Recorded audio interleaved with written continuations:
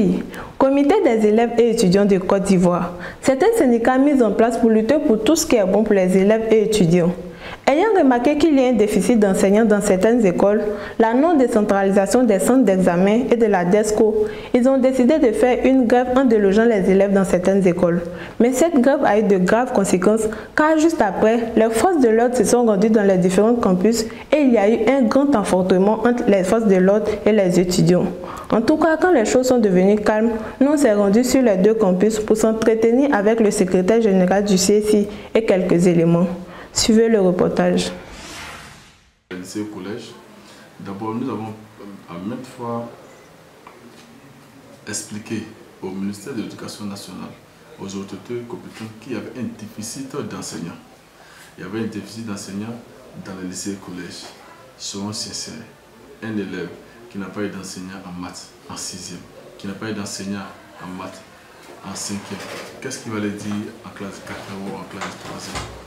Mais toutefois, après les résultats, nous observons des accusations à l'endroit des élèves, soit disant qu'ils ne bossent pas, qu'ils sont voyous, mais qu'est-ce qui provoque cela? Pourquoi ne pas trouver des enseignants variés? Par exemple, le lycée 2. Le lycée 2, là j'avais échangé avec le UCOGES, président du UCOGES. Ils m'ont fait savoir qu'au lycée 2, ils ont un déficit d'environ 13 enseignants. 13 enseignants. Au lycée jeune fille, là même les classes de 6e n'ont même pas droit aux enseignants d'SVT, sans compter les enseignants de physique et de maths. Il y a un lycée d'excellence à Boaké. Et concernant aussi les grandes écoles, il y a aussi un déficit d'enseignants. C'est vrai qu'il y a le privé qui est là, mais il y a aussi le public qui est là. Mais il y a un déficit d'enseignants. Ça a été signalé. Et les deux points majeurs qui sont nous souhaitons d'abord qu'on puisse décentraliser la DESCO, qu'on puisse décentraliser les centres de soutenance.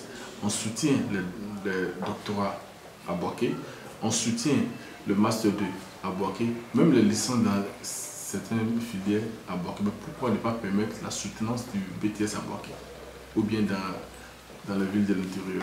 Parce que nous remarquons que c'est à Abidjan que tout se passe. Lundi 25 avril 2022, les étudiants de l'université de Boaké ont organisé une marche dans le but de se faire entendre.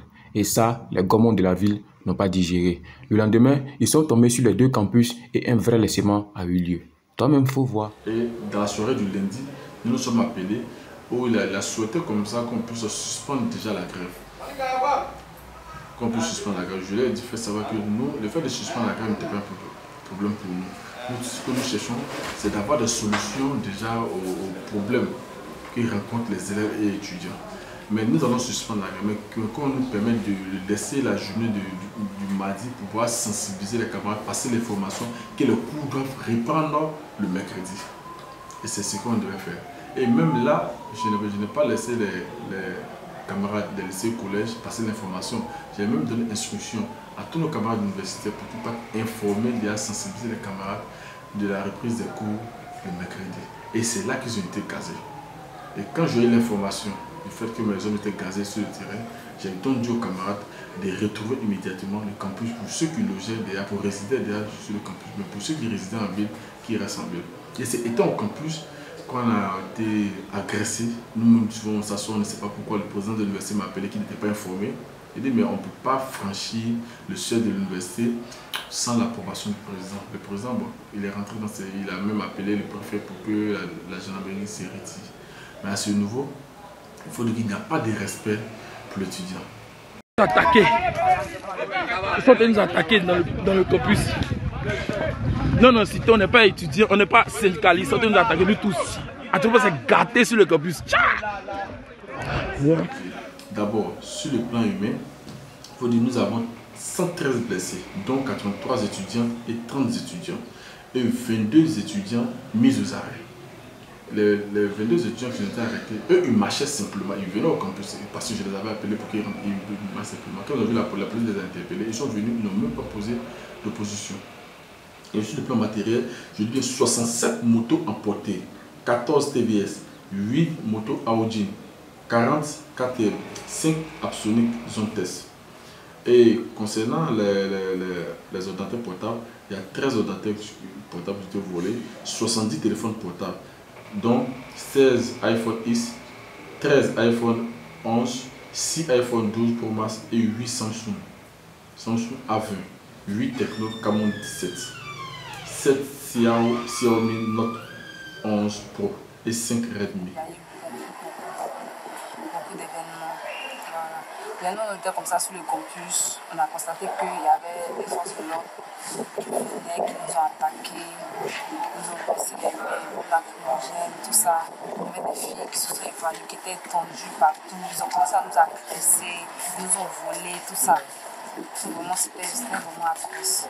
Les forces de l'ordre qui sont censées assurer notre sécurité nous agresser comme ça. Donc, ce qui nous allons compter sur ce pays, puisque c'est sur eux on compte pour assurer notre sécurité.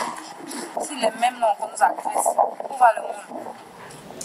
Ce que nous pouvons dire, c'est que la communauté internationale, le gouvernement de la Côte d'Ivoire doit avoir un regard particulier sur ce qui s'est passé hier. Une enquête minutieuse doit être faite. Parce que de part et d'autre, des personnes mal intentionnées assimilent nos actions à l'opposition. Mais nous pensons que le ceci est né à bloquer. Le ceci est né à bloquer. Et la majorité des militants de celui-ci, tout le monde connaît leurs bords politiques. On ne peut pas nous assimiler à l'opposition. Nous n'avons rien à voir avec la politique. Nous sommes des étudiants. Nous nous intéressons uniquement qu'aux syndicalistes estudiantins. Et ce que nous attendons, Victor, après l'enquête, il faudrait que nos objets perdus soient retrouvés. Là, jusqu'au lundi, si nos objets perdus ne sont pas retrouvés, si nos camarades ne sont pas libérés, nous tous, nous allons marcher sur la préfecture pour aller assister nos camarades. Là, comme ça, ils auront le temps de prendre tout, parce que nous n'avons rien fait. Ils auront le temps d'arrêter tout le monde, ils auront le temps d'incarcérer tout le monde. Et ils auront le temps de bien nous piller. Nous, de notre côté, on a essayé de contacter la préfecture de police, histoire d'avoir eux aussi leur version des faits. Mais là, poteau. Donc, on a pris nos bagages chouettes pour ne pas qu'on nous embarque aussi. Toi-même, faut voir.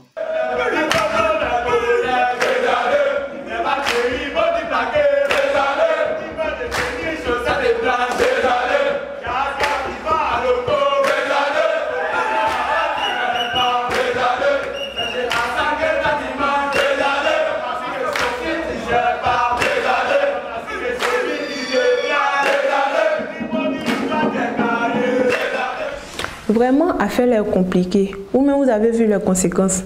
Donc, étudiants, forces de l'ordre, prenez tous conscience pour une paix durable dans nos établissements. C'est tout pour aujourd'hui.